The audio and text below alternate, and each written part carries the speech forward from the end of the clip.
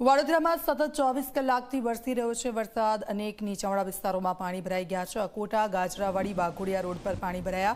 વરસાદી પાણી ભરાતા વાહન ચાલકો મુશ્કેલીમાં। કોર્પોરેશનની પ્રી મોન્સૂન કામગીરીની પોલ ખુલી ગઈ છે। અકોટા ગાજરાવાડી અને વાઘોડિયા રોડ પર પાણી ભરાઈ ગયા છે। 24 કલાકથી વરસાદ વરસી રહ્યો છે। સીધા જ રવિ પાસે જઈશું, ત્યાં શું સ્થિતિ વડોદરામાં। રવિ, 24 કલાકથી સતત અવિરત વરસાદ છે ને તેના કારણે પાણી થઈ ગયું છે વડોદરા અને તેના અમુક વિસ્તારો। કેવી ત્યાંની સ્થિતિ છે અને તંત્રએ શું કામગીરી કરી? કારણ કે પ્રી મોન્સૂન કામગીરીની સતત વાતો કરવામાં આવે છે પરંતુ ક્યાંય દેખાતી નથી।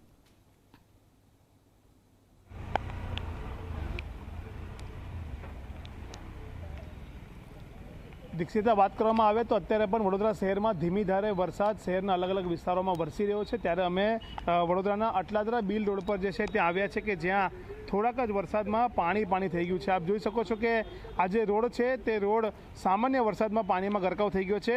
24 કલાકથી વરસાદ છે પરંતુ તે ધીમી ધારે વરસી રહ્યો છે, તેમ છતાં પણ શહેરના અનેક વિસ્તારોમાં જે છે તે રોડ રસ્તા પર પાણી ભરાય છે, જેના કારણે નાગરિકોને હાલાકીનો સામનો કરવો પડી રહ્યો છે। નરેન્દ્રભાઈ છે અહીંયાના સ્થાનિક, તેમની સાથે વાત કરીશું। નરેન્દ્રભાઈ, શું કહેશો? સામાન્ય વરસાદમાં આ વિસ્તારમાં પાણી ભરાઈ જાય છે રોડ રસ્તા પર?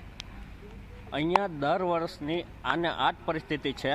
હાલમાં થોડા સમય પહેલાં જ મ્યુનિસિપલ કમિશનર શ્રી વિઝિટ કરીને ગયા, તેમ છતાં પણ આ વિસ્તારની દર વર્ષની આને આ જ પરિસ્થિતિ રહે છે।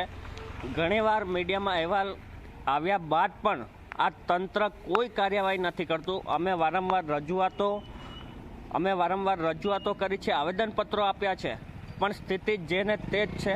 સ્થિતિ જે શું કહેશો ભાઈ? પાણી બહુ ભરાય છે રોડ પર? હા, રોજ ભરાય છે। હા, ભરાય છે, પાણી બહુ ભરાય છે।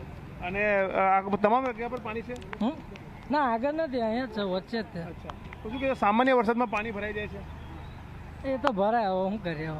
અમારા હાથમાં તો કંઈ છે નહીં। લારી પાણીમાંથી લઈને આવી પડી? હા, પાણીમાંથી લઈને આવી પડી। તો પાણીમાંથી લઈને લારી લઈને આવ્યા, અને જે રીતના પોલીસની જે ગાડી તમે જોઈ રહ્યા છો, પોલીસની ગાડી પણ પાણીમાંથી પસાર થઈ રહી છે। એક ટુ વ્હીલર ચાલક છે તે પણ પાણીમાંથી પસાર થઈ રહ્યા છે।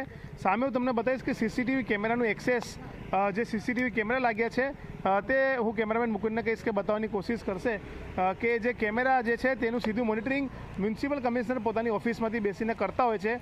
ત્યારે અહીંયા જે પાણી ભરાયું છે તે બાબતે અધિકારીઓને શું સૂચના આપશે તે સવાલ થઈ રહ્યો છે, કારણ કે જે અહીંયા સ્થાનિક કહી રહ્યા છે કે મ્યુનિસિપલ કમિશનર અહીંયા વિઝિટ કરીને ગયા છે, તેમ છતાં પણ અહીંયા પાણી ભરાય છે, જેના કારણે લોકોને મુશ્કેલીનો સામનો કરવો પડતો હોય છે।